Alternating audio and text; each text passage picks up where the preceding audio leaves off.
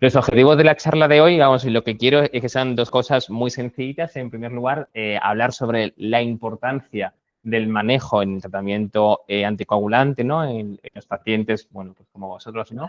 Cuando se van a someter a cualquier tipo de cirugía o de intervención. No sé si me pongo aquí, si veis o no, o sea, no sé si aquí es mejor.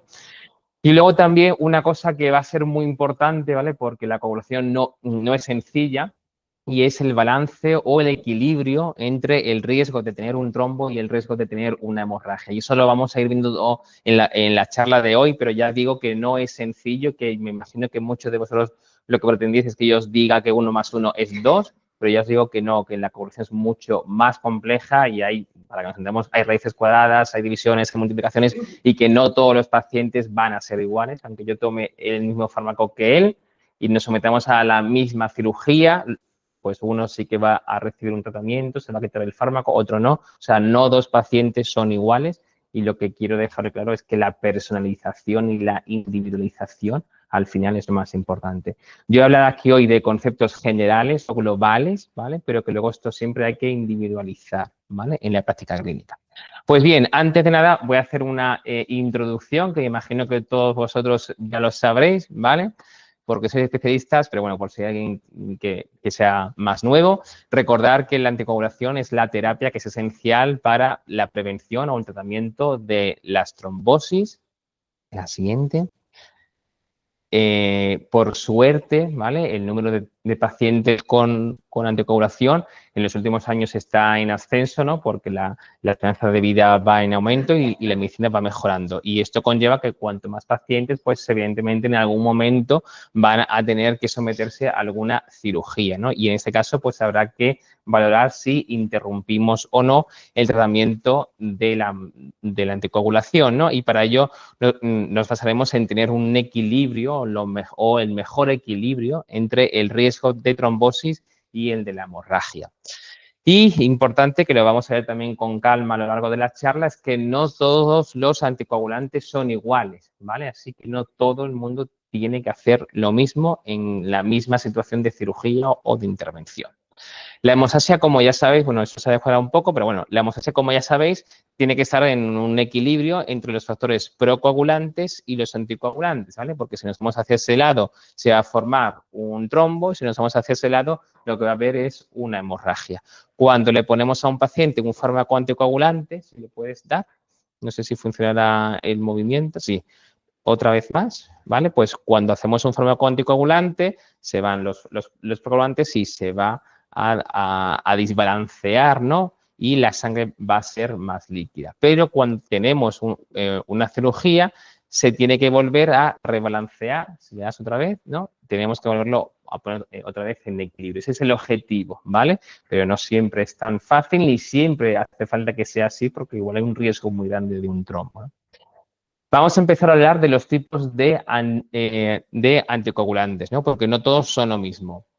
En primer lugar, la heparina, que me imagino que conoceréis ya todos, ¿no? Lo que denominamos la heparina de bajo peso molecular, en el que hay 3 tipos. La enoxaparina, que el nombre comercial es el Clesane, la tinzaparina, que es el Inoev, y la bemiparina, que es el Ivor. Todas ellas tienen en común que se administra subcutáneo, un pinchacito en la barriga, y importante, porque a diferencia del Sintrom no modifica el INR y por lo tanto no hay que medirlo, ¿vale? Ni aunque lo miramos no va a haber una modificación, el INR va a estar normal. Y esto es un concepto muy importante por lo que veremos luego, ¿vale? Y es que el inicio de la acción de ese fármaco es inmediato. Yo me pincho hoy una heparina y a las pocas horas ya tengo la sangre más líquida, para que nos entendamos. No tarda tiempo. Otros tipos de anticoagulantes, una vez más, por favor, es los que conocemos la antivitamina K, ¿vale? El Sintrom, que es el acenocumarol, o el Aldocumar, que es la warfarina. En este caso, no hace falta que lo digas, sí que hace falta un control porque varía mucho en función de la alimentación, de fármacos, etcétera, y hay que controlarlo con el INR. Y esto es importante, el efecto de ese fármaco no es instantáneo, me tarda varios días en hacer efecto, 3 días al menos en el caso del Sintrom y 5 en el caso de la warfarina. Por lo tanto, yo me tomo hoy el Sintrom el primer día y mi sangre sigue igual que la de ayer y mañana también. no veré un efecto hasta dentro de varios días. El último tipo de fármacos son los anticoagulantes orales directos, los ACOs. Hay 4 tipos, ¿no? Bueno, yo imagino que lo conocéis igual más por los nombres comerciales, el Pradaxa, el Xarelto, el Eliquis y el Lixiana. Y en este caso, ya por todos los estudios que se han hecho, el efecto es muy predecible, con lo que no hace falta que hagamos ningún control. Esa otra diferencia con el Sintrom, que es la mejoría que hubo y no requiere un control del INR. Y esto es muy importante, por lo que veremos luego en la terapia puente. Y es que es igual que la heparina, el inicio de la acción es rápido. Yo me tomo hoy un anticoagulante directo, un ACOT, y a las horas ya la sangre la tengo más líquida, ¿vale? Para que nos hagamos un símil, un ACOT es una heparina, pero que en vez de pinchármelo, me la tomo por boca, pero es lo mismo, para que una similitud. Aquí se ha recogido en esta tabla las diferencias de cada uno de ellos. Y así vemos que el inicio de acción es rápido, a las horas, tanto en la heparina como en los anticoagulantes de acción directa, pero es más lento, tarda días, tanto en hacer efecto como en desaparecer su efecto, en el caso de las antivitaminas K. Hay que monitorizarlo siempre en el caso de las antivitamina K. En los otros dos no, excepto en la heparina, únicamente en casos muy concretos de pacientes con una insuficiencia renal grave o muy obesos. Ahí sí que hay que monitorizarlo. En el resto no es necesario. La vía de la administración, ya sabemos, como la heparina subcutánea y las otras dos es una pastilla vía oral. Y todas ellas tienen un antídoto por si una hemorragia grave o sea que someterse a una intervención urgente, pero cada una de ellas es diferente. Ninguna es igual a la otra. La siguiente, por favor.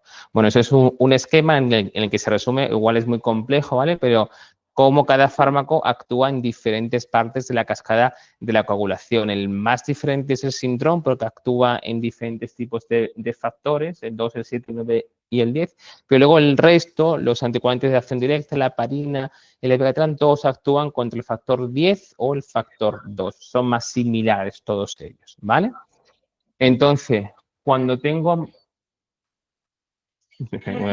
Nada. Cuando hay un paciente que viene a la consulta.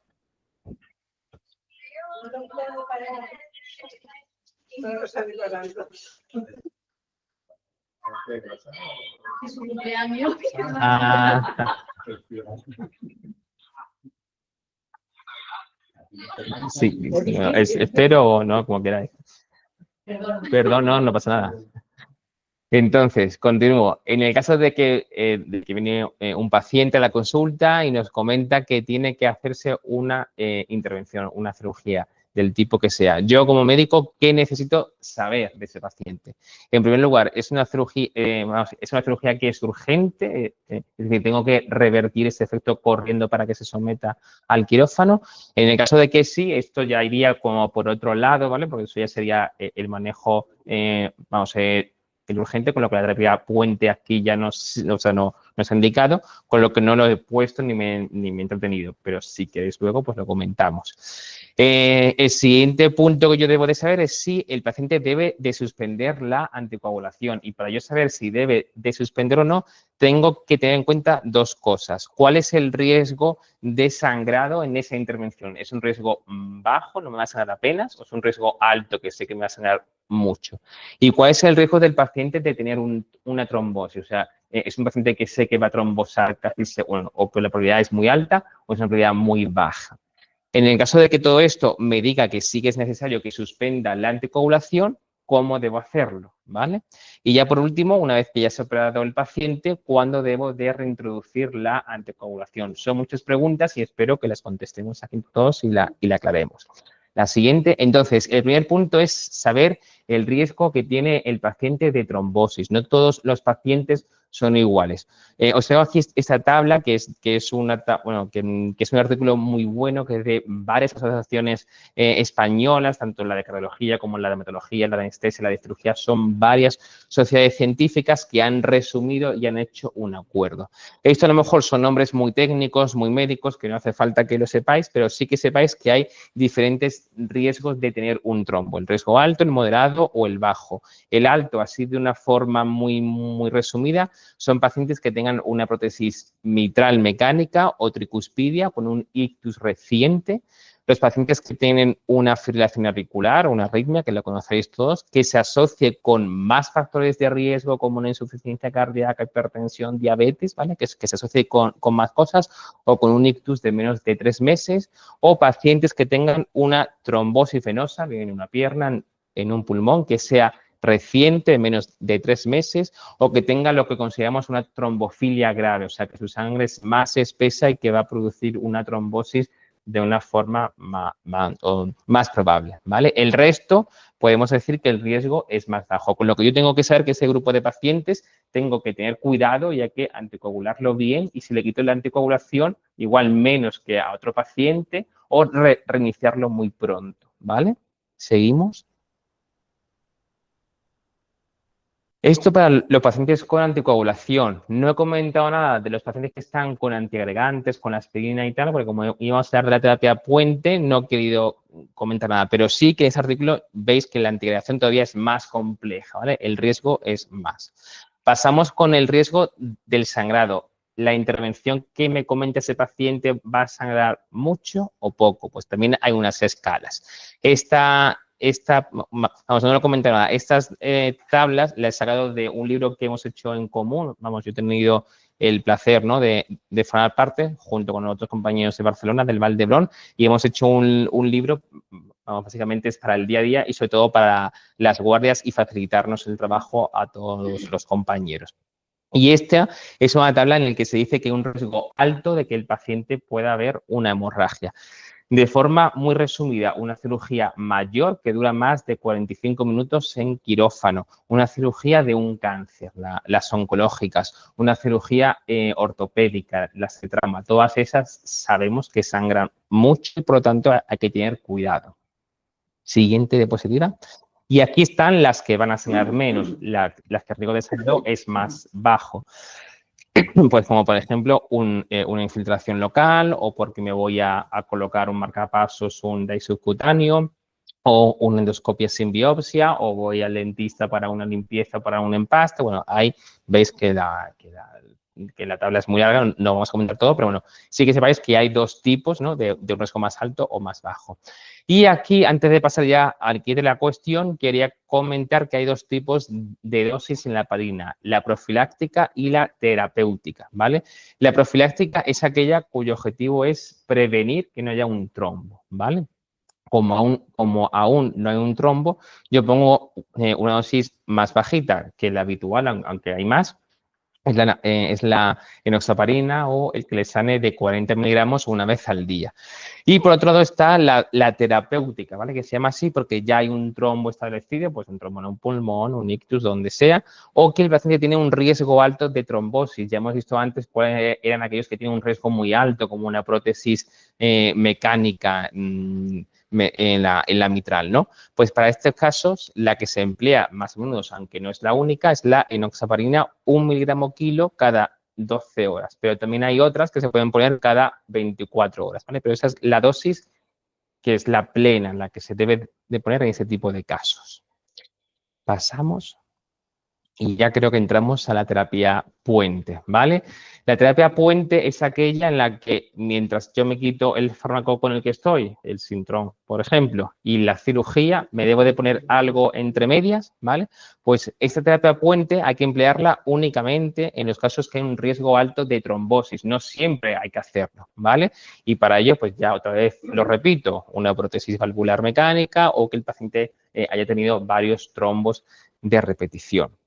En el caso de los pacientes con antivitamina K, con el Sintrom, con el Documat, hay que recordar que ese tipo de fármacos tienen una vida media muy larga. Eso quiere decir que tarda mucho tiempo en el cuerpo en eliminarse. O sea, yo me lo dejo de tomar y sigue ahí en mi cuerpo y va a tardar días en que desaparezca el efecto. Por lo tanto, si yo me voy a operar, lo tengo que retirar varios días antes, 3 o 5 días antes. Pero yo no puedo estar 5 días sin nada, ¿vale? Entonces, en estos casos sí que hay que emplear la terapia puente desde que yo dejo de tomar el fármaco, el Sintrom, hasta que me opero. Pero es por eso, porque su vida media, lo que tarda en eliminarse del cuerpo, tarda mucho tiempo.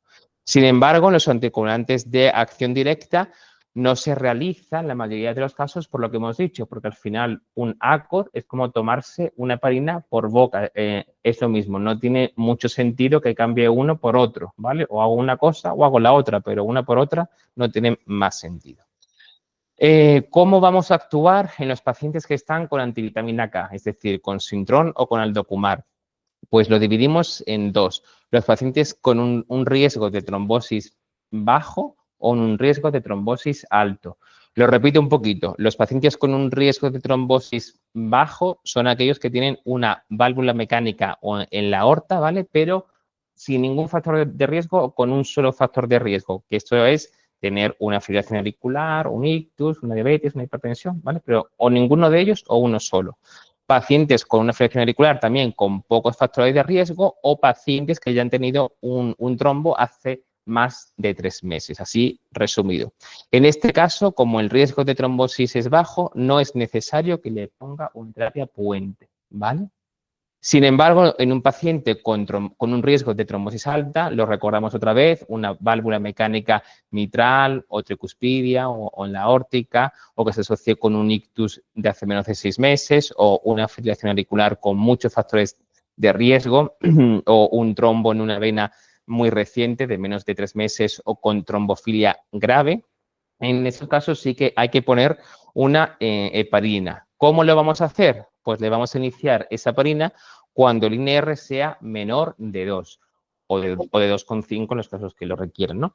En el caso de que yo no me pueda medir esos días el INR, lo que vamos a hacer es omitir 2 dosis o 3 en el caso de la warfarina y a partir de ahí ya me pongo la heparina. Si la dosis que me pongo de heparina es la profiláctica, o sea, es una dosis más baja, debo de ponerme esa heparina 12 horas antes de la intervención. Si me pongo la dosis plena de la heparina, hay que suspenderla 24 horas antes. ¿Seguimos? Este es un esquema que lo he sacado de un artículo que está en inglés, pero creo que es muy visual y con colores y que se entiende bien, ¿vale?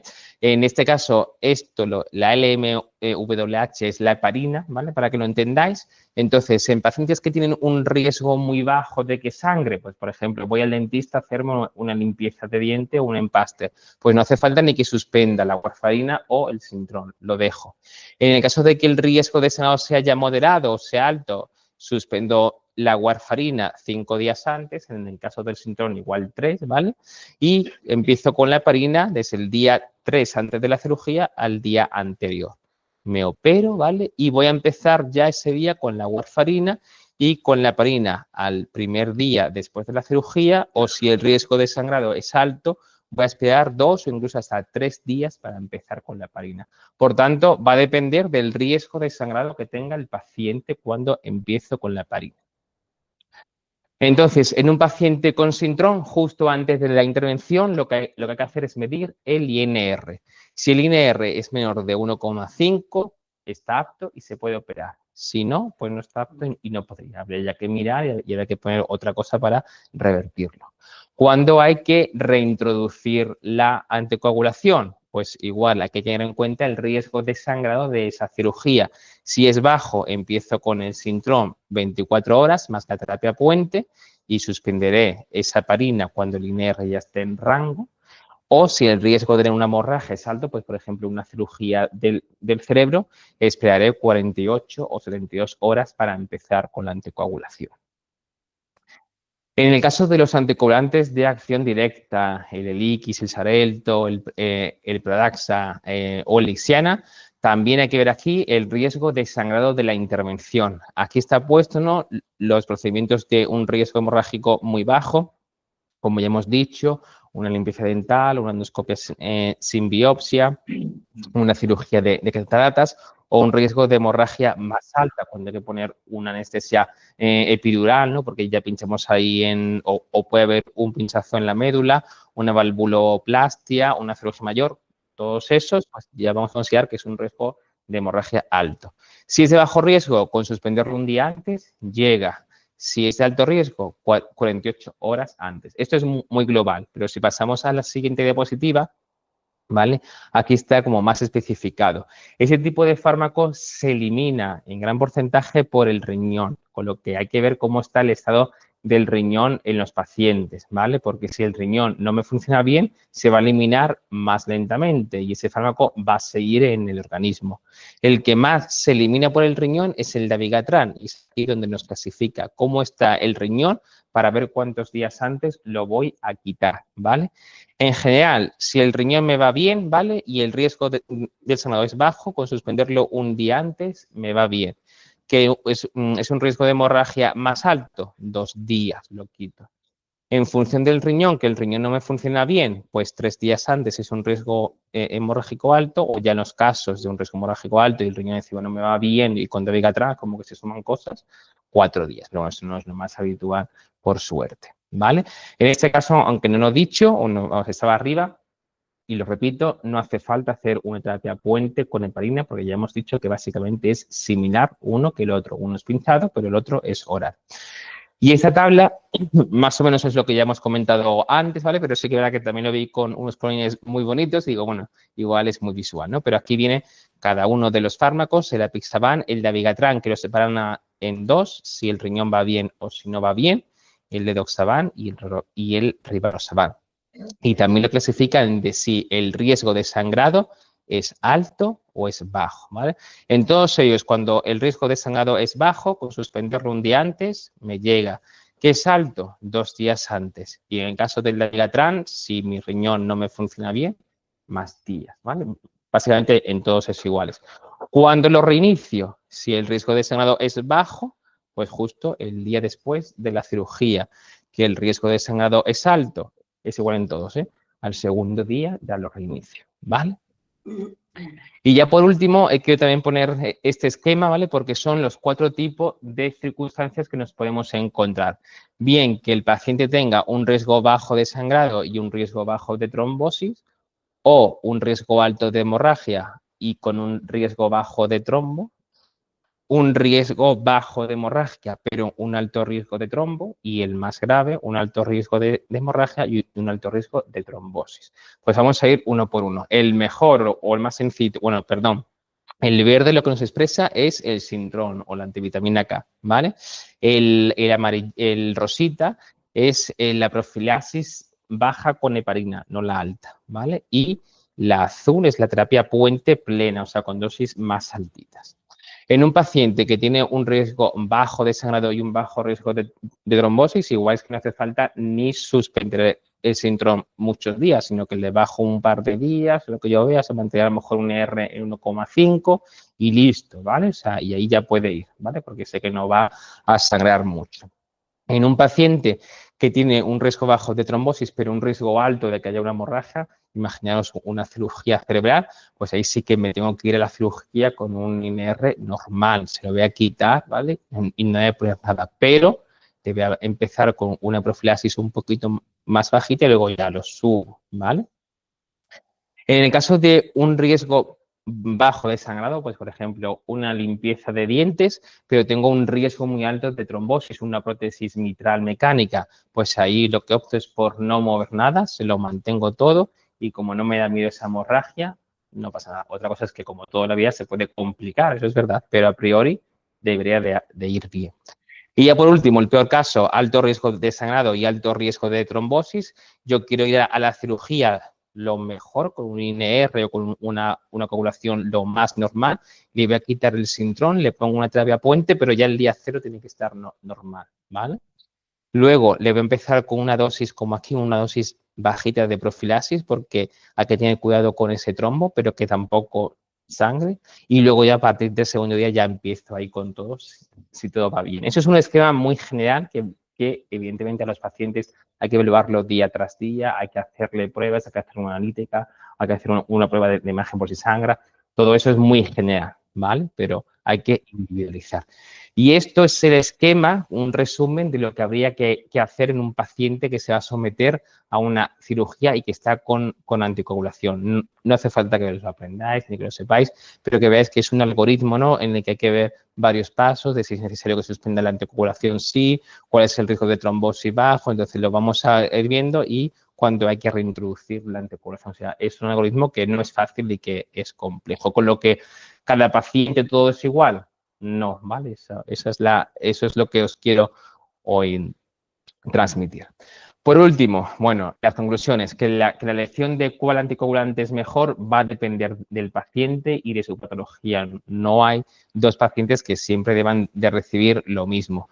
Que es importante que conozcamos que no todos los anticoagulantes son iguales, ya lo hemos visto como la heparina, el Sintrón y los anticoagulantes de acción directa tienen sus diferencias, que es importante que haya una individualización en el manejo, también lo hemos visto creo antes. Lo más importante, y esto creo que es un mensaje que debe de quedar claro, que hay que valorar siempre el riesgo de trombosis y de hemorragia en cada caso.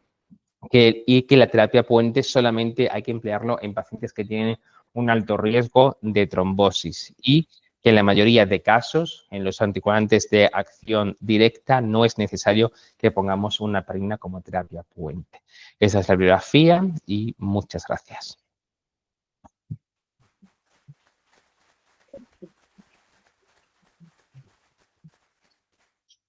Bueno, pues creo que para las preguntas hace falta que os dé el micrófono para que nos escuchen los compañeros de... Perfecto.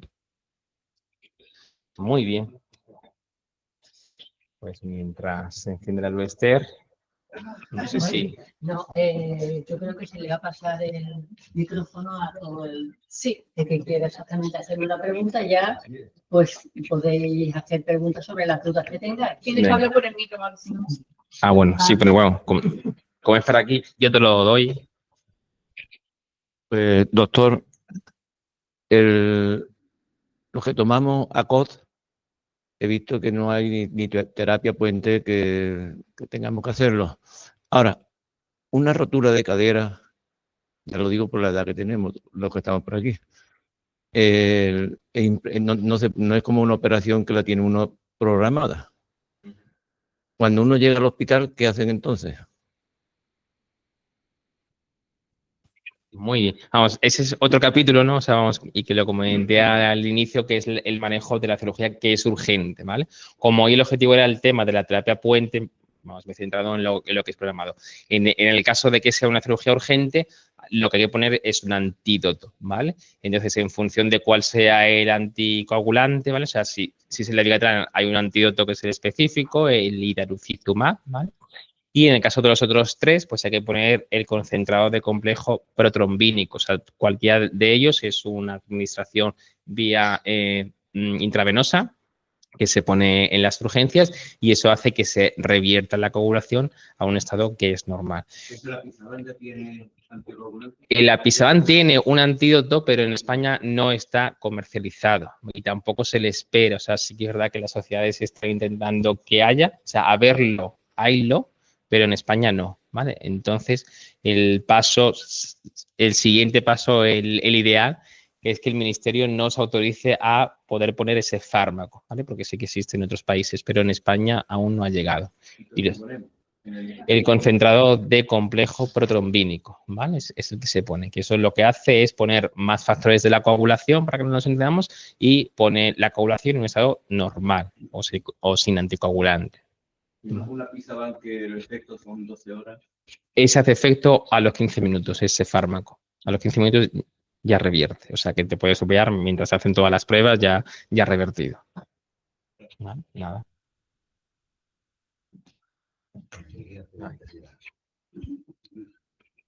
Se supone que cuando uno llega a un hospital, en un caso de urgencia, tenemos un fichero, ¿se puede decir? Sí. Bueno, entonces ahí aparece que somos usuarios de Sintrón y todo lo demás, según la ficha.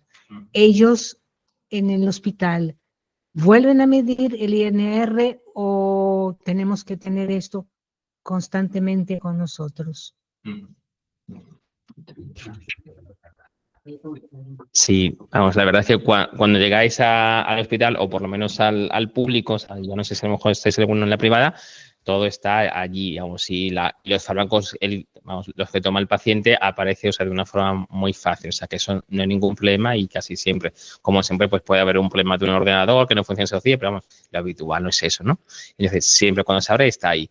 Y el INR siempre se va a medir en un paciente que está con síndrome, es una de las cosas básicas que se hacen, que eso no tiene que haber ningún problema, y como el INR es tan variable, aunque tú lo hayas hecho por la mañana, imagínate, te lo van a volver a repetir si vas por la tarde, o sea, que el INR además es una prueba muy sencillita que se hace de urgencia en cualquier hospital, o sea, que no requiere tampoco una cosa más, o sea, otras medicinas como a lo mejor el anti-10A, como hemos dicho, para la heparina y tal, igual sí es más complejo. Pero el INR en cualquier hospital del mundo, podemos decir, te lo van a hacer. Ah, sí, pero bueno, voy así. Buenas tardes. Paciente con válvula mitral, válvula aórtica mecánicas, fibrilación auricular, se hace el control, la pauta 2,5 a 3,5 de INR, se hace el control 1,8. Tiene que ponerse heparina. Entonces, en la diapositiva ha salido que el efecto del sintrón redunda o llega a los 3 días. ¿Significa eso que el segundo día también tiene que ponerse heparina y el tercero también para estar protegido? ¿O simplemente con una heparina del primer día ya protege los otros 3 días? Una duda que teníamos y que a lo mejor se puede aclarar. Claro. Sobre todo con posibilidad de riesgo por tener 2 válvulas, mitral y aórtica, y fibrilación auricular. Sí. Vamos a ver. Entonces, en los casos con un riesgo alto de... Perdón, sí. Al tercer día habría que hacerse otro control. Ya está. ¿Me acuerdo de todo? Sí, lo hago recordado. Muy bien. Entonces, en los casos con un alto riesgo de trombosis, y este es un alto riesgo, está muy claro, o sea, ya solamente con la prótesis mitral ya valdría, pero bueno, si le vas sumando más cosas, pues más alto aún. Hay que mantener el INR como mínimo en 2,5. Es verdad, y eso también lo digo, que muchas veces hay que establecer un límite, 2,5, 3, ¿vale? O sea, ¿cuál es la diferencia entre 2,4 y 2,5, 2,4 y 2,3? O sea, que muchas veces es algo alternativo. Entonces, tampoco hace falta que siempre sea 2,5, ¿vale? Entonces, ya con tener un 2,2, pues me considera que, bueno, que ya más o menos va bien. Con un 1,8, como tú bien has dicho, el sintrón no te va a hacer efecto en un día, con lo que mínimo serían 2, aunque lo mejor serían 3. O sea, sabemos que la heparina no es algo que sea muy agradable, ¿no? Porque es que pincharse más el picor y tal, pero en ese caso es lo mejor, ¿no? Con lo que lo mejor es mínimo 2 días, si no 3. ¿Cuándo hay que hacerse otra vez el siguiente control? Mínimo 3, aunque yo lo dejé primero 4 días, ¿vale? Para ya ir seguro. Es lo mismo el Ibor que la heparina, en este caso. El Ibor es una heparina, o sea, el Ibor es una marca, vamos, hay 3 marcas, el Clesane, el Inoep o el Ibor, cualquiera de ellos sirve. Hay que continuar al segundo día también poniendo... Con 1,8, sí, la heparina. Exacto, sí. Buenas tardes. Mira, yo tengo un síndrome antifosfolípido y tomo Sintrón, pero ahora me tienen que hacer una gastroscopia. ¿Cuántos días antes tendría que dejarlo? Sí. Gracias. Muy bien. Vamos, aunque no lo he comentado, también el síndrome antifosfolípido es uno de los de alto riesgo, ¿vale? Con lo que no sé. Vale. Bueno, vamos, luego ya le pregunto si eso para no comentarlo aquí en público, ¿no? Pero vamos, en este caso, como mínimo son 3 días antes, hay que suspender, está con Sintrón, no con warfarina o con Altocumat, con Sintrón, con 3 días antes hay que suspenderlo, ¿vale? Sí. Y vamos, si se hace usted el autocontrol, lo suyo es hacérselo antes, a ver cómo está, ¿vale? Y pasar de que llega bien a la gastroscopia. La gastroscopia o las endoscopias en general, como tal, es una prueba que no es un riesgo hemorrágico alto, pero muchas veces si ven algún pólipo o alguna cosa y le toman una biopsia, ahí ya sí que es un riesgo hemorrágico alto, con lo que siempre es mejor de quitarse el sintrón por si le tienen que hacer una biopsia, pues va seguro y no tiene que volver a someterse. Una heparina, sí. ¿Vale? Heparina también. Debe pasar por detrás.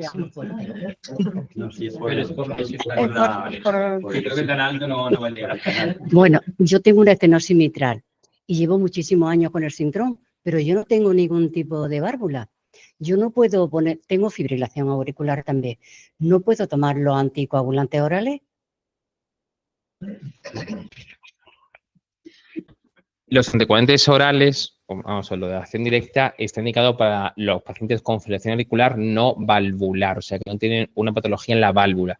Habría que ver exactamente bien la válvula suya, o sea, las características, ¿vale? Por ver si puede o no, pero si me dice así que ya tiene ya una estenosis mitral, así, sin revisar bien su informe y sin ver la ecocardiografía que le hace el cardiólogo, a priori diría que no, o sea, que hay que seguir con Sintrom. No sé si usted ya lo ha consultado usted con su cardiólogo. No. ¿Vale? Entonces usted se lo dice para ver si puede o no, pero a priori ya le digo que no creo que pueda. ¿Vale? Habría que verlo bien y con calma.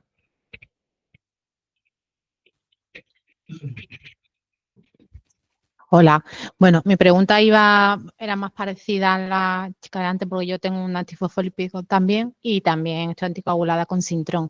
Entonces, veo que puede que últimamente no necesite para todas las intervenciones el tener que dejar el Sintrom y ponerme heparina. Me ha pasado, por ejemplo, ahora con una extracción, que todavía no me la he hecho, pero me han dicho que no hace falta que suspenda el Sintrom. Esa era una de las consultas. Y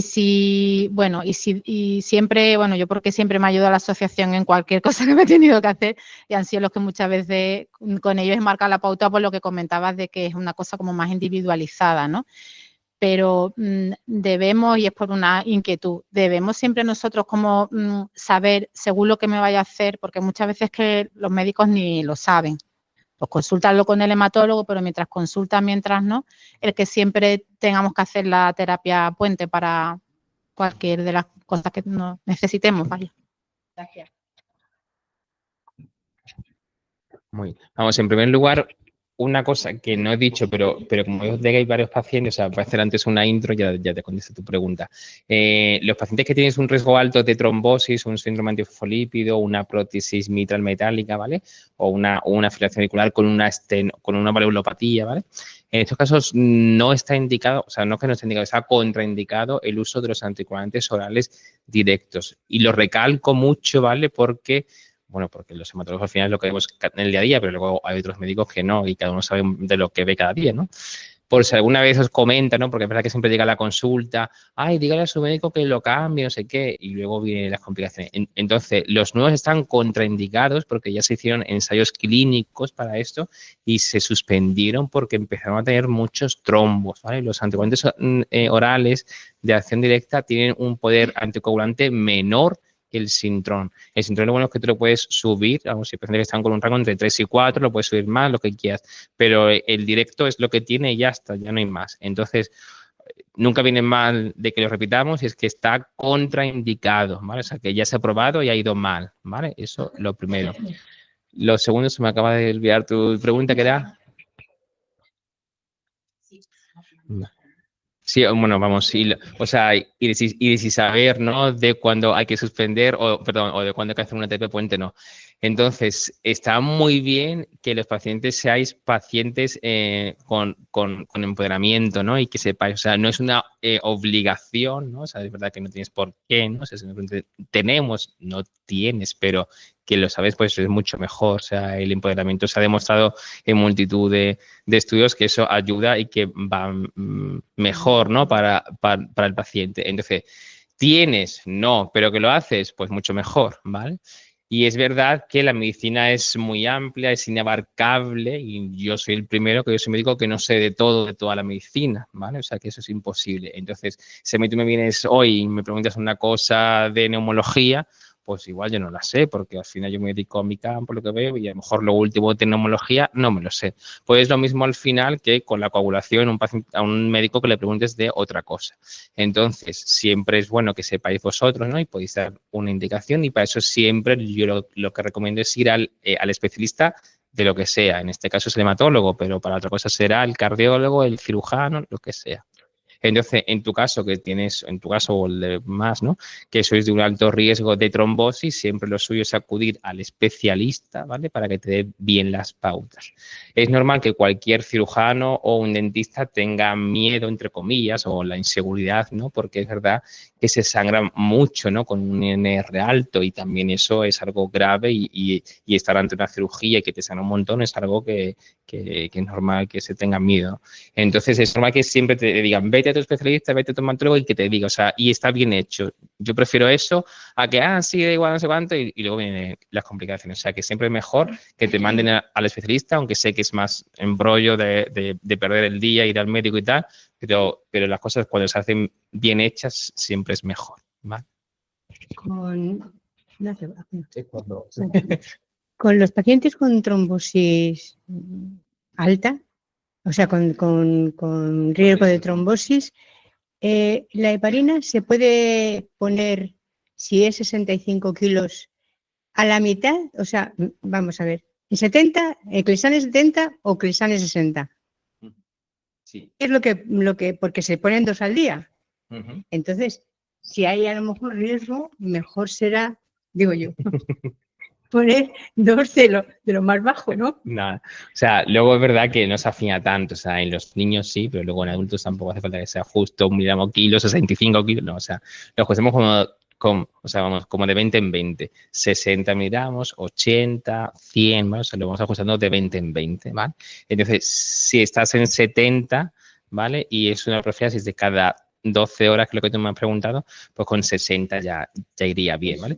Pero que si te pone un día el de 80 tampoco pasa nada. O sea, al final es lo que temes más. ¿Tú qué tienes más en ese caso? Si la trombosis o la hemorragia. Y entonces, pues venga, pues me dio más, hoy me da más miedo la trombosis por esto, pues 80. Cuando me 2 de 80, por ejemplo, se me pone la barriga negra. Sí. Negra, no hay un sitio donde pincharla. Sí. Entonces, por eso digo, ya que son 2, pues ponerlo en la parte más baja. Claro. Si son 65, pues ponerla de 60. 60. Sí, no, o sea, en 65 sí es 60, sí, ¿vale? De todas formas, también se puede poner una dosis una vez al día, o sea, en vez de, o sea, yo me ha puesto una, en vez de 1 miligramo kilo cada 12 horas, 1,5 miligramos kilo una vez al día, también puede ser, ¿vale? Pues eso me gusta más. ¿Vale? Entonces es un pinchazo con más dosis, pero solamente una vez al día, ¿vale?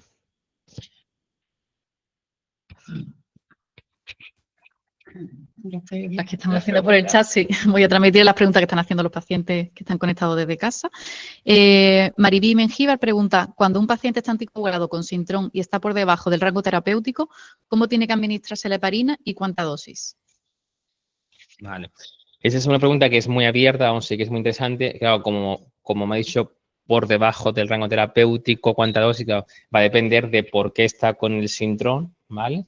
Y cuánto debajo está, porque si está en 1,8 y el rango es 2, tampoco no hace falta. O sea, con subir un poquito la dosis de Sintrón ya llegaría. Pero vamos a poner, ¿no? Que es un paciente con un INR de 1,4, ¿vale? Y debe estar en 2. En ese caso sí que habría que poner la heparina.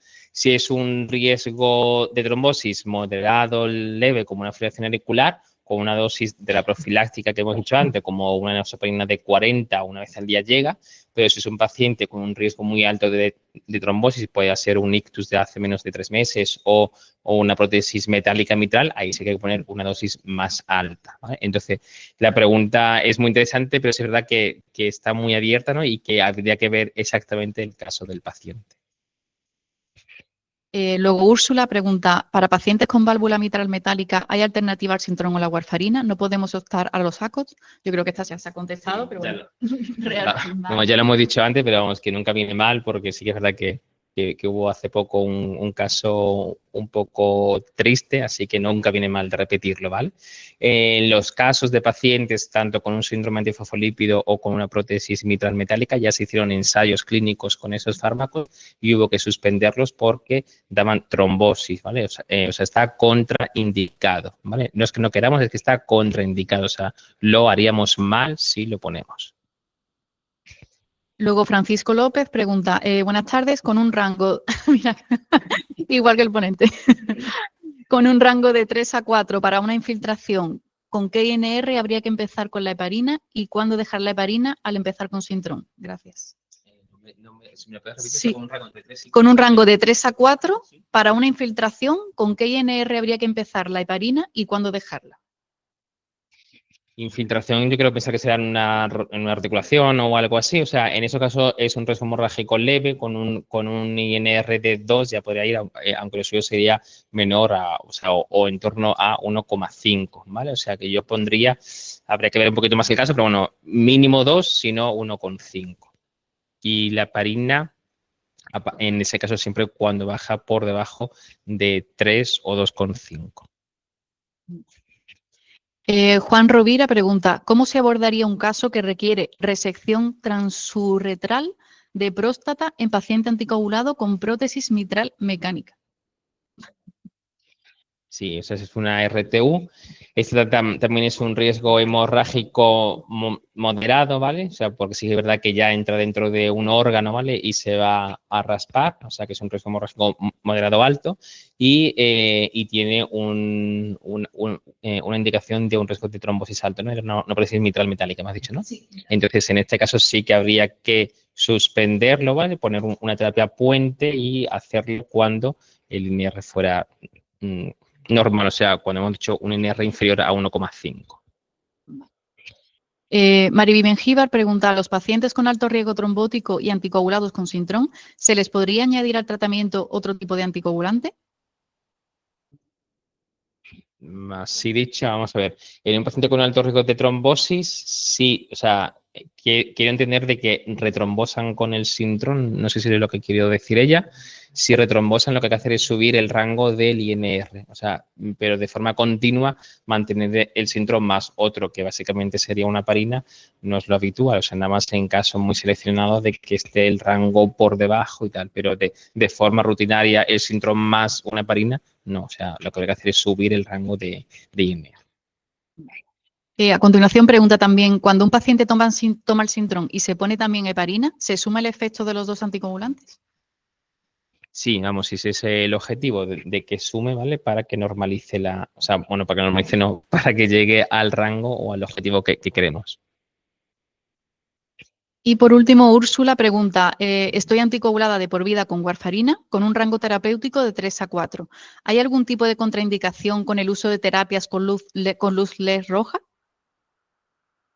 Pues sí, digo la verdad es que no sé muy bien lo que es la luz LED roja, o sea que ahí ya no, o sea, vamos, lo debería de mí, o sea, porque quiere hacer eso y tal, o sea, no sé si eso tiene un riesgo de sangrado o no, no lo conozco, así que disculpa.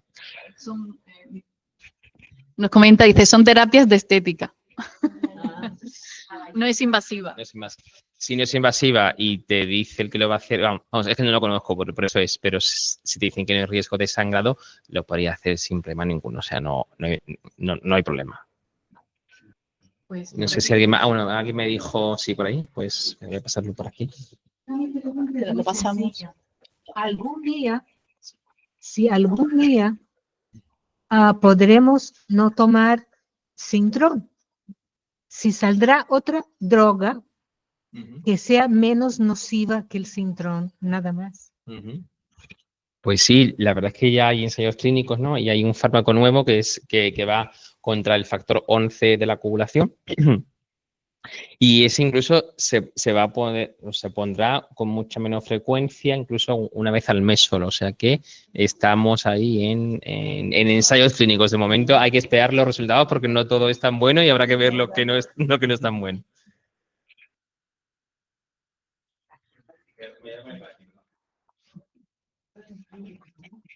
Buenas tardes. Mi pregunta es que se está hablando de los ensayos clínicos de la válvula mecánica mitral, pero del ensayo clínico de la válvula mecánica aórtica, ¿se sabe algo?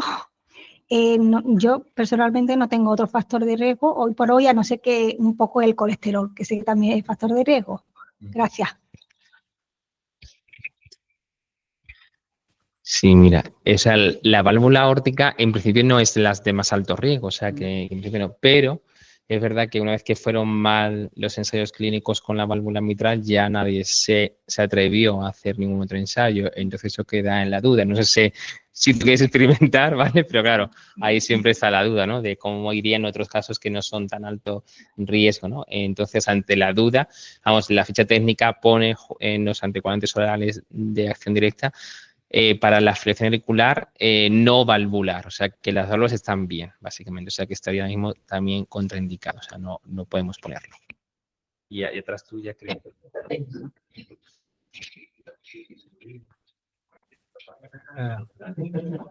Hola, yo tengo dos válvulas, la mitral y la aórtica. La aórtica me la pusieron hace mucho tiempo y la mitral vino después. Mi rango está me han puesto 2,5, 3,5. Pero resulta que por razones también de que me han aparecido algunas infecciones y esto, me estoy tomando casi 5 pastillas. Hierro para la próstata y alguna más. Yo, como trabajo con nosotros, trabajamos el autocontrol, mi rango es entre 2,5 y 3,5. Pero la semana pasada, cuando me hice el control, me apareció 3,8 y yo estoy tomando las otras pastillas, claro. Me ha descolocado un poco porque si es superado 3,8 está ya por encima del rango 2,5. ¿Hay que bajarlo o hay que dejarlo? Esa es la duda. Yo he conseguido bajarlo un poco, pero simplemente por reducir un poquito de los 3/4 para mejor del cuarto cortar la mitad. Y lo he reducido a 3,2 o 3,1. Lo estoy haciendo bien o me estoy equivocando. Me estoy equivocando. Nada, muy bien, o sea, es verdad que lo de tener un rango está bien, pero muchas veces es difícil. Vamos, el otro día incluso me vino a la consulta que le habían puesto de rango 2,0 a 2,5, digo, es que casi imposible tener eso, es imposible. Entonces, el rango es algo que es orientativo, ¿vale? Y cuando yo era residente, la junta mía que se dedicaba a la coagulación, ella me decía, siempre es mejor que los pacientes estén hacia arriba, o sea, que es mejor que esté un poquito más líquido, que mientras tú no hagas un deporte de riesgo de boxeo, que te vas a golpear y que tu tensión esté bien controlada, ¿no? O sea, que no te suba la tensión y tengas alguna hemorragia interna. Si tú vas a tener una vida más o menos tranquila, normal, ¿no? Y todo lo demás está controlado, por tener un día en 3,8 no pasa nada, incluso estás más seguro del trombo, ¿vale? Eso no quiere decir que siempre estés en 3,8, pero por un día suelto no pasa nada. Y como tú has hecho, pues veo muy bien que tú mismo te lo has regulado, ¿no? O sea, has bajado un poquito y ya estás en rango, ¿vale? Entonces, no os obsesionéis en estar siempre el 100% de las veces justo en el rango, porque es prácticamente imposible. O sea, yo creo que no hay nadie en el mundo que las 100% de las veces esté en ese rango, ¿vale? Lo que hay que intentar es que más o menos esté ahí, ¿vale? Pero yo digo que si se tiene que ir hacia un lado o hacia el otro, casi siempre es mejor que se vaya hacia el lado el de arriba, ¿vale? Siempre se ha dicho que la heparina se pone bajo peso molecular. O sea, que si yo peso 60 kilos, heparina de 60, Clexane 60 o Ibor 60. Entonces, actualmente se le está dando el doble de heparina al paciente. O sea, si yo me pongo una heparina por la mañana de 60, luego por la noche a las 12 horas otra de 60, ¿no es un exceso de heparina? Porque ahí sí que ha habido problemas. Eso es lo que realmente queremos saber, porque hasta ahora no hemos puesto 60 o 70 o 80, pero solo cada 24 horas. Pero ahora hay pacientes que se están poniendo, bueno, pues 60 por la mañana o 70 por la mañana y 70 por la noche. Y ya ha habido problemas en ese caso. ¿Por qué en este caso el protocolo se ha variado de esa forma? El protocolo creo que siempre ha sido el mismo. O sea, de dosis de heparina hay 3, de hecho. O sea, yo he puesto 2, pero en verdad hay 3. La profiláctica, que siempre es igual, 40 miligramos cada 24 horas. Y eso también tiene su intríngulis, ¿no? Porque no es lo mismo una persona que pese 40 kilos que 100. Y sin embargo, es siempre para todo el mundo 40 cada 24. Luego está la intermedia, que es así, que es 1 miligramo kilo cada 24 horas, y la terapéutica, que es 1 miligramo kilo cada 12 horas. Esa es la plena, ¿vale? Entonces, habrá que ver cada caso, porque si estamos con una dosis de heparina, dosis plenas, más otro anticoagulante, un Sintrón, una warfarina, ahí estamos poniendo doble dosis de cosa. Entonces ahí sí, o sea, si solamente tiene una dosis de heparina y no tiene nada más, está bien. Pero si estamos sumando alguna cosa más, como un Sintrón, pues entonces igual no, allí hay que mantener eso, 1 miligramo cada 24 horas. O sea, hay que ver al final el caso individual. Pero si solamente está con la heparina, la dosis buena es cada 12 horas, es la terapéutica. Si solamente está con heparina. ¿Vale? Antes era realmente exactamente. Cada 24 horas era una heparina nada más. Y ahora es dos cada 24 horas. Esa es la dosis de terapia en pacientes con riesgo alto. No habían hecho el estudio ese, porque eran 24 horas una heparina. Si no, Sí, perdón. ya tenía. Perdón. O sea, la verdad es que la dosis de terapia, vamos, la heparina ya es un fármaco que es muy antiguo, ¿no? Y eso sí que es verdad que ya está mucho tiempo. Otra cosa es la dosis de tratamiento de un trombo, ¿vale? O de tratamiento en un paciente con una trombosis. Pues a lo mejor la dosis que se tenía antes a lo mejor hace menos daño que el doble de. Sí, vamos, si no ha heparina. habido trombo y no tiene un riesgo alto de trombosis, sí, o sea, para eso está la intermedia. Por eso digo que al final no todo es para todos, entonces habría que ver cada caso, ¿no? Y es verdad que aunque tú sigas bien la guía, cada persona es un mundo, ¿no? Y entonces lo que a mí me puede sentar bien, para ti no, ¿no? Y a lo mejor eso para mí es la amidosis y la tuya pues sangras mucho, ¿no? Porque la coagulación son más cosas, son más factores anticoagulantes, los procoagulantes, y al final hay que ver a cada persona. O sea, que aunque la guía me diga eso, si yo sé que a ti eso no te sienta bien, pues hay que cambiar, ¿vale? Y te pondré lo que a ti te sienta bien, ¿vale? Sí, yo creo. Yo creo que en este caso exactamente depende también mucho de la formación que tenga el paciente, porque si el paciente ha estado, en este caso, por ejemplo, el mío, ha estado todo a 20 tantos años, casi 30, tomándose simplemente el 60 kilos, para 60 kilos de la heparina, entonces, si en un momento determinado que doblé, bueno, pues empezaron a salirme hematomas por todo el cuerpo, o sea, era un exceso de heparina. Tuve que rebajar a lo que yo siempre me he tomado. Por eso es la duda de por qué, por ejemplo, si se hace doble dosis, pues en este caso un poco más de 60, pero sería 30 o 30, eso sí, o 35 o 40, pero no 60 y 60, porque yo creo que, no lo sé, pero ha habido ya casos que se ha sangrado muchísimo y que han tenido problemas. Sí. Vamos. ¿En tu caso era también con el Sintrón o con la warfarina o solamente estaba con la heparina? Y si en el caso de que sea solo, ¿cuántos días antes había suspendido? Pues 4 días. O sea, yo tomo la warfarina, entonces lo suspendo 5 días antes. Entonces era, bueno, pues ¿Empezaste con la heparina? empecé con la heparina los 2 días. Después de... Exactamente. Entonces, al comenzar con la heparina y ponerme el doble de heparina, bueno, pues mi organismo realmente no reaccionó como ha reaccionado cuando yo me ponía 60 y 60.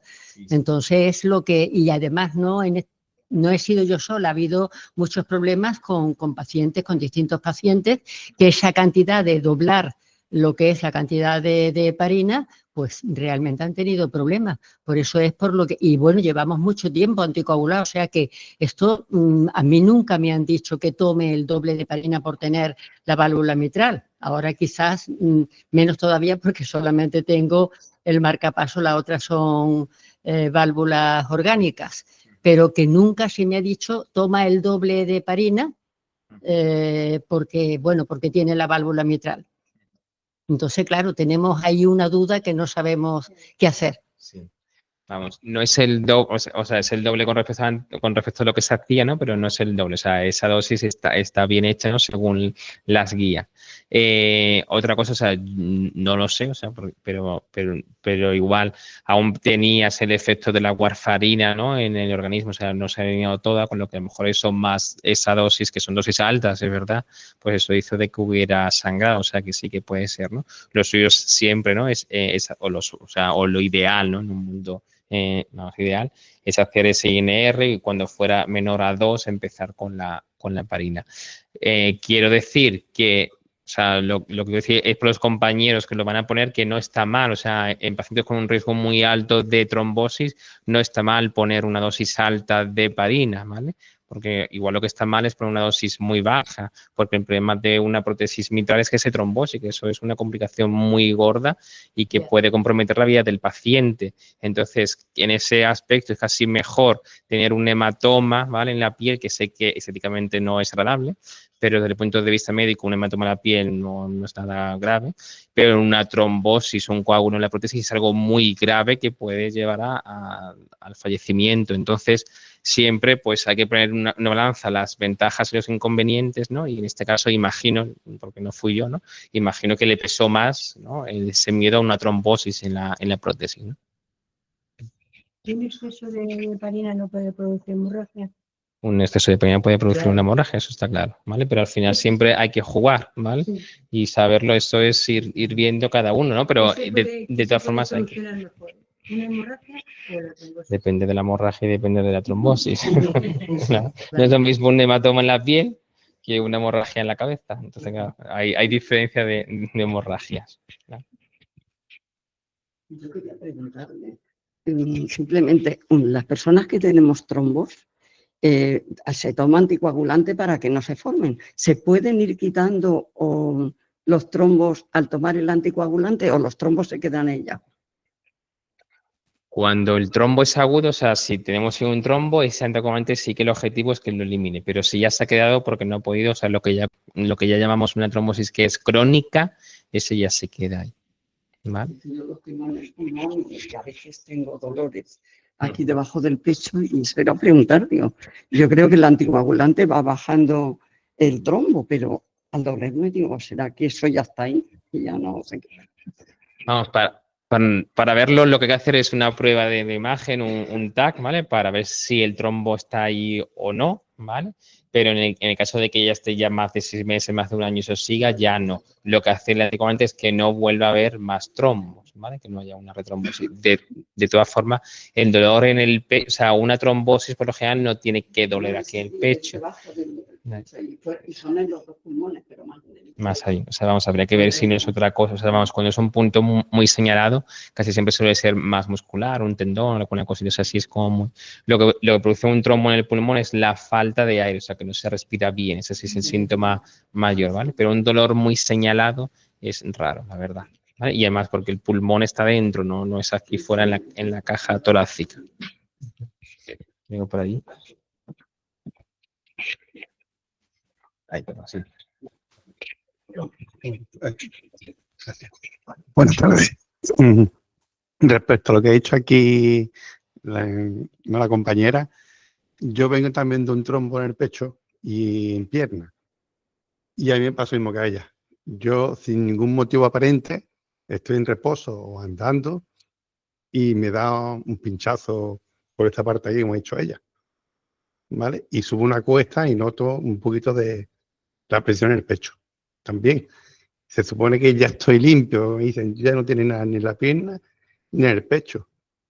Pero a mí la pierna no me va como antes, me la noto un poquito más lenta, una sensación de hormigueo más a menudo, que no está como antes, hace un año por ahí, ¿vale? No está igual.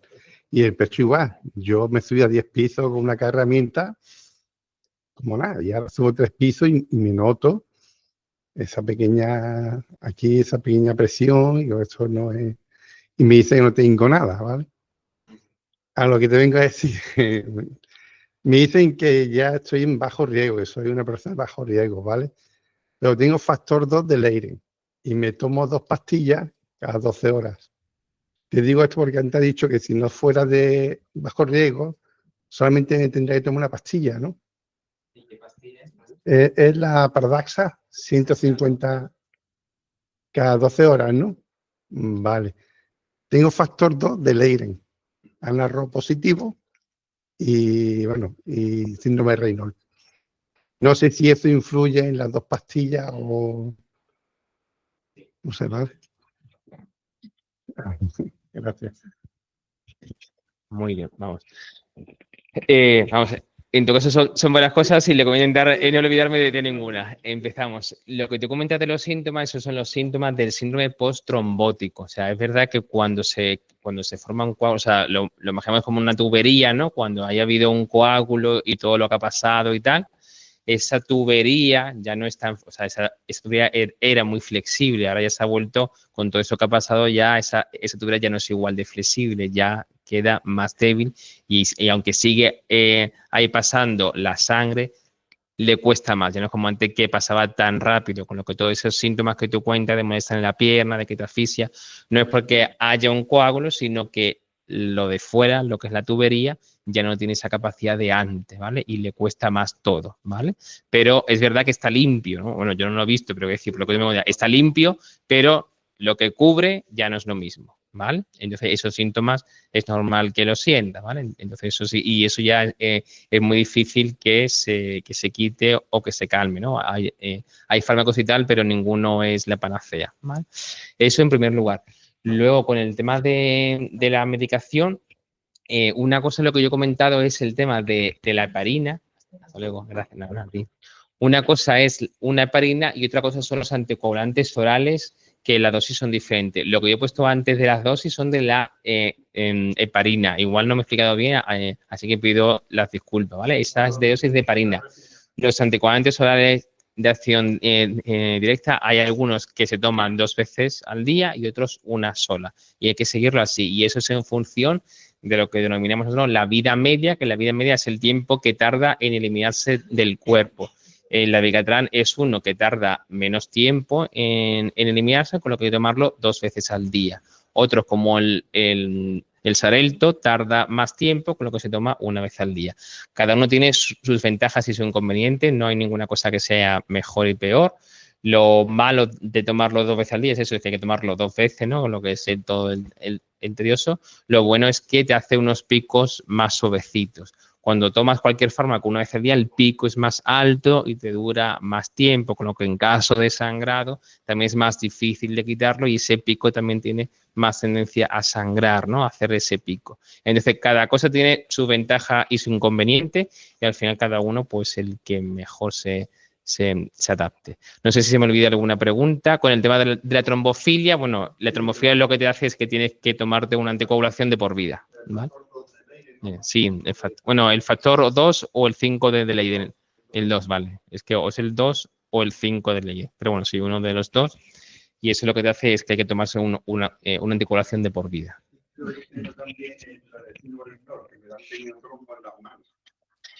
Si es un síndrome de Raynaud, no es trombo. Eso es verdad que la mano se te cambia de color y tal, pero esos son cambios de pigmentación y tal, pero no es trombo como tal.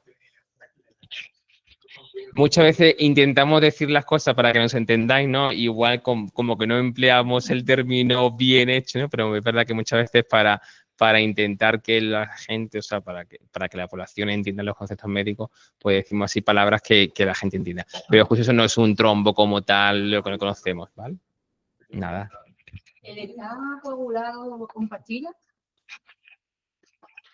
Es una duda que tengo. ¿El estar coagulado con pastillas ya de por vida, eso te evita de que te vuelva a formar trombo? ¿O hay posibilidad de que en algún momento pueda?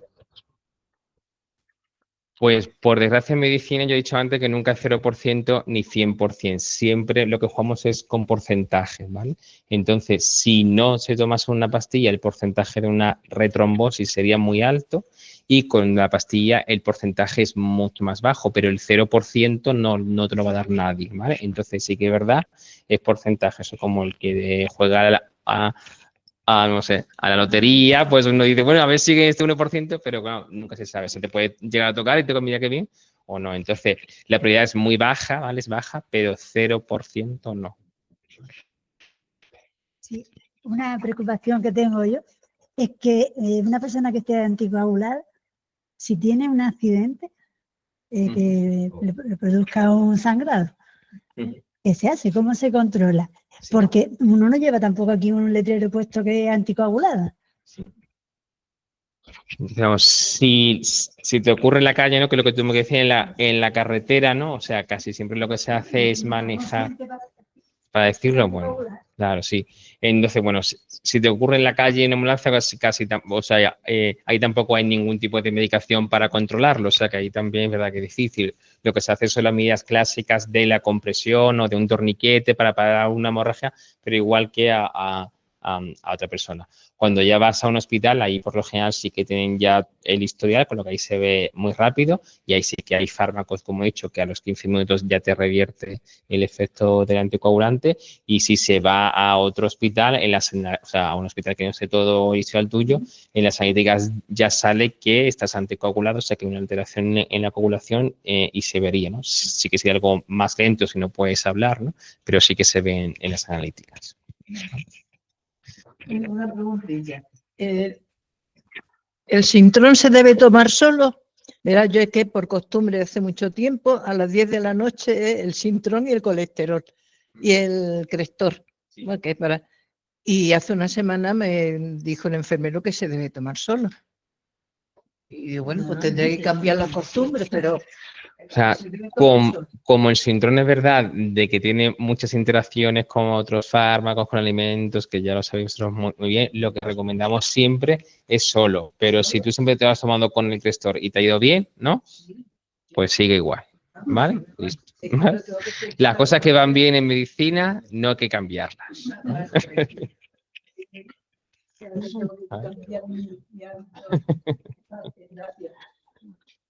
¿Más preguntas? Sí. Esta es una pregunta personal, ¿vale? Si quiere contestar y si no, no.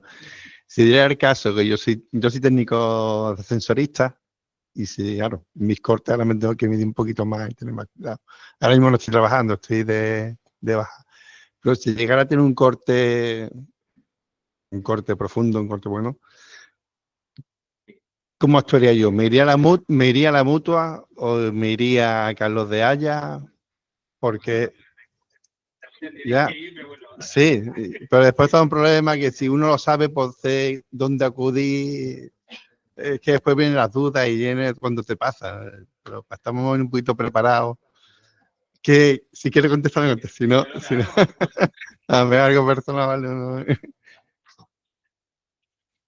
Muy bien, vamos. En el caso de un accidente, sea el que sea, lo primero es la compresión, ¿vale? Coger una gasa, un trapo, lo que tengáis y comprimir un buen rato. Y aunque parezca que lo que voy a decir es una tontería, no lo es, porque me ha pasado más de una vez. Cuando digo lo de comprimir, es comprimir un buen rato, 10, 15 minutos y no a ver cómo va. Y lo digo, ahí ya has quitado la compresión. Entonces, comprimir y te da igual, bueno, te da igual, si va haciendo que esté chorreando, pues está igual. Pero es comprimir, no es comprimir y veo al minuto, pues no, o sea, comprimimos, importante, no es una chorrada, ¿vale? Porque si no, no se para. Eso por un lado. La otra cosa, si es un accidente que es laboral, en tu caso, siempre tienes que ir a la mutua para que te reconozcan que es un accidente laboral, pero eso es tema ya legal, ¿no? Podemos decir. Entonces, ¿y trabajas en Carlos Haya o no? No tiene nada que ver, ¿no? No digo, ¿no trabajas en Carlos Haya o sí? No, quiero decir, vamos, que si estás en el hospital, pues vas al hospital, no vas a ir a otro sitio, ¿no? Entonces, en ese caso vas a la urgencia. Pero vamos, yo me imagino, o sea, lo mejor siempre si es algo gordo, en el hospital siempre hay más medios, ¿no? Si es un corte gordo que hace falta una cirugía, pues evidentemente es en un hospital. Si es algo más leve, pues en la mutua te lo pueden hacer. Pero si es algo gordo, o sea, siempre mejor en el hospital. Y luego ya vas a la mutua. O sea, a la mutua siempre vas a ir, pero vamos que bueno, hay gente gordo laboral, antes se va al hospital, al Carlos Haya, en este caso, y luego la gente va a la mutua para que lo reconozca que es un accidente laboral. Son grandes, pues a las urgencias, sí. Sí, muy bien. Yo creo que ya, ¿no? Ya.